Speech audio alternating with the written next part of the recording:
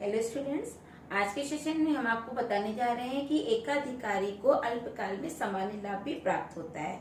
इसके पहले का सेशन आपने जितना समझा था उसमें ये था कि एकाधिकारी को अल्पकाल में लाभ भी प्राप्त हो रहा है, यानी कि प्रॉफिट मिलता है, हानि प्राप्त हो रही है यानी कि लॉस भी होता है। लेकिन जो आज का सेशन है वो सामान्य लाभ का है, क्योंकि कभी कभी ऐसी भी स्थिति आ जाती है कि जब एकाधिकारी को अपना उसकी वस्तु की जो मांग है वो लगातार घटती रहती है, और मांग घटने से क्या होता है कि एक स्थिति ऐसी उत्पन्न होती है जहां पर लागत और आय दोनों बराबर हो जाती है, तो वह स्थिति सामान्य लाभ की स्थिति कहलाती है या शून्य लाभ की स्थिति कहलाती है। ठीक है, तो आज हम लोग पढ़ेंगे कि अल्पकाल में सामान्य लाभ, अल्पकाल में सामान्य लाभ, ठीक है, इसको हम लोग शून्य लाभ भी बोलते हैं या शून्य लाभ। तो इसमें क्या है कि एकाधिकारी को ना तो लाभ मिल रहा होता है ना हानि मिल रही होती है, या यहाँ पर उसकी जो वस्तु की लागत है और उसकी जो वस्तु से प्राप्त होने वाली आय है वो दोनों बराबर होती है। अब इसी सामान्य लाभ को अब हम लोग रेखा चित्र द्वारा समझेंगे। देखिए, रेखा चित्र बनाने के लिए पहले हमने OXY अक्ष बनाया। OX यह है और OY ये है। ठीक है, OX अक्ष पे हमने वस्तु की मात्रा को दिखाया, यानी कि हम कितनी वस्तु का उत्पादन करना है, और OY पे हमने कीमत को दर्शाया या फिर प्राइस जिसको कहते हैं। ठीक, इसके बाद जैसे हमने लाभ और हानि की स्थिति में बनाया था, AR और MR का वक्र जो नीचे गिरती हुई स्थिति में होता है, उस वैसा ही सेम हम लोग सामान्य लाभ में भी बनाएंगे। ये पहले आपका देखिए बना AR, इसको हम लोग कहते हैं AR, और इसके नीचे हम बना रहे हैं, देखिए हमने इसलिए इसको डॉट डॉट करके बनाया है कि आप AR और MR का डिफरेंस समझ जाए कि AR ऊपर होता है और MR का वक्र नीचे की साइड होता है। ठीक है, अब इसके बाद हम बनाएंगे MC वक्र। ये है हमारा MC वक्र, यानी कि सीमांत लागत, मार्जिनल कॉस्ट। ठीक है, MC वक्र MR को जिस बिंदु पे काटता है वह बिंदु हमारा कहलाता है संतुलन बिंदु, यानी कि इस बिंदु पे हम वस्तु की कीमत का निर्धारण करते हैं, संतुलित कीमत का निर्धारण करते हैं, तो वह बिंदु हमारा कहलाता है E बिंदु। E बिंदु से हम नीचे की ओर देखिए एक रेखा खींचते हुए ले जा रहे हैं, उसको हमने बताया N। ठीक है, E बिंदु पे जब संतुलित कीमत का निर्धारण हुआ तो वहां पे हम कितनी वस्तु का उत्पादन कर रहे हैं, ON वस्तु की मात्रा का उत्पादन कर रहे हैं। अब इसके बाद जो AC वक्र है, ये याद रखिएगा, जो MC वक्र है वो लाभ की स्थिति में भी MR के नीचे से होते हुए जाता है, हानि की स्थिति में भी MR के नीचे से होते हुए जाता है, यानी कि MR और MC वक्र MR को जिस बिंदु पे काटता है वह बिंदु संतुलन बिंदु का, संतुलित कीमत का, संतुलन मूल्य का बिंदु कहलाता है।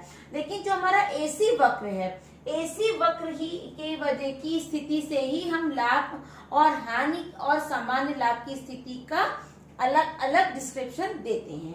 अगर हमारी लाभ की स्थिति होती है तो यही AC वक्र हमारा AR के नीचे से होते हुए जाता है, यानी कि हमारी आय ज्यादा हो रही होती है और लागत हमारी कम होती है। जब यही स्थिति हानि में होती है तो हमारा AC वक्र देखिए AR के ऊपर से होके जा रहा होता है, जिसमें कि हमारी लागत ज्यादा होती है और आय हमारी कम हो रही होती है। लेकिन जो सामान्य लाभ की स्थिति है वहां पर AC वक्र AR को छूते हुए जाता है। ये देखिए, ये AC वक्र, ठीक, AC वक्र AR को छूते हुए जाता है। तो जब AC वक्र AR को छुएगा तो ये E वाला हमारा, ये देखिए जो बिंदु था, E से हम ऊपर की ओर ये देखिए रेखा ले जा रहे हैं, ये देखिए रेड, ये देखिए ये E से हमने एक रेखा खींची ऊपर वहां तक जहां पर AC वक्र AR को टच कर रहा है, इसको हमने नाम दे दिया E1। ठीक है, अब E1 से हमने एक ये देखिए कीमत रेखा खींची P, ठीक है। आपने लाभ और हानि के डायग्राम में देखा था कि हम एसी वक्र, पहले हम जो ई संतुलन बिंदु होता था वो एसी वक्र को जहां पे टच करता था वहां से हम एक कीमत रेखा खींचते थे, फिर ए आर को जहां टच करता था वहां से हम उसके बीच रेखा खींचते थे, यानी कि एसी वक्र को जहां टच करता था वो E1 बिंदु होता था, फिर ए आर को जहां टच करता था वो E2 बिंदु होता था। E1 और E2 की जो बीच की दूरी होती थी, बीच का डिस्टेंस होता था, वह लाभ और हानि की स्थिति को दर्शाता था। लेकिन यहाँ पर क्या है कि E1 और E2 के बीच का कोई डिस्टेंस है ही नहीं, क्योंकि यहाँ पर लागत और आय दोनों हमारी क्या है, बराबर है, एक ही बिंदु पे है, ठीक है। अब इसी डायग्राम का हम लोग एक्सप्लेनेशन देख लेते हैं कि देखिए जो हमारा E बिंदु है वो हमारा संतुलित कीमत है, यानी कि संतुलन बिंदु है, ठीक है। ON हम पे हम क्या कर रहे हैं, वस्तु की मात्रा का उत्पादन कर रहे हैं कि हम कितनी वस्तु की मात्रा का उत्पादन कर रहे हैं ई संतुलन बिंदु पे। उसके बाद हमारा ये देखिए ONE1P, ONE1P ये हमारा क्या है, लागत या आय, ठीक है। आपने लाभ और हानि की स्थिति में देखा था कि जो हमारा लागत था वो हमारा अलग था, और मतलब ONE1P1 था, और जो हमारी आय थी वो ONE2P2 थी। फिर हमने उन दोनों को सब्सट्रैक्ट कर दिया था, माइनस कर दिया था, उसके बाद जो हमको स्थिति प्राप्त हुई थी वो लाभ या हानि की स्थिति थी।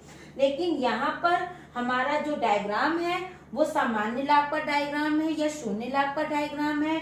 तो यहाँ पे हमारी लागत और हमारी आय दोनों बराबर है, इक्वल है, इसीलिए ONE1P जो है वो लागत को भी दर्शा रहा है और आय को भी दर्शा रहा है।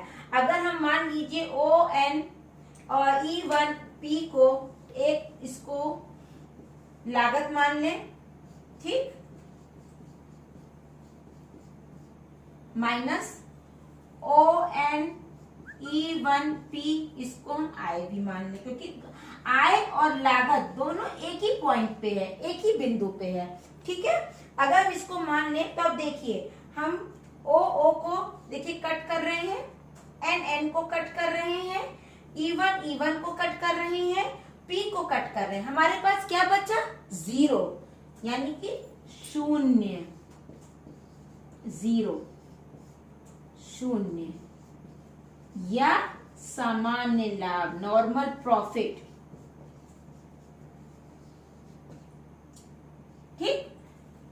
तो जो लाभ और हानि की स्थिति में था उसमें भी देखिए हम लोगों ने ऐसे ही सब्सट्रैक्ट किया था, दोनों को माइनस किया था, लागत और आय को माइनस किया था, और हमको यहाँ पे एक एरिया प्राप्त हुआ था, E1 P1 E2 P2 ऐसे करके हमको एक एरिया मिला था। तो वो एरिया हमारा लाभ और हानि की स्थिति का एरिया था। लेकिन यहाँ पे देखिए हमारा लागत और आय दोनों एक ही बिंदु पे है, एक ही पॉइंट पे है। तो जब इन दोनों को हमने माइनस किया तो हमको कुछ नहीं मिला, हमको शून्य मिला, यानी कि 0 मिला। तो जो यहाँ की स्थिति है वो सामान्य लाभ की स्थिति है, यानी कि इस स्थिति में रेखाधिकारी को ना तो लाभ हो रहा है ना तो हानि हो रही है, क्योंकि मांग जब ज्यादा घटने लगती है तो एक स्थिति ऐसी आ जाती है कि मांग घटते घटते इतनी ज्यादा नीचे आ जाती है स्थिति, उसकी मात्रा, कि वहां पर जो हमारी इनकम है, जो हमारी आय है वो लागत के बराबर हो जाती है, और वही स्थिति सामान्य लाभ की स्थिति कहलाती है। आज का जो सेशन था वो सामान्य लाभ की स्थिति का सेशन था। आशा करते हैं कि ये वीडियो और ये रेखाचित्र, इसका एक्सप्लेनेशन आपको समझ में आया होगा। Thank you.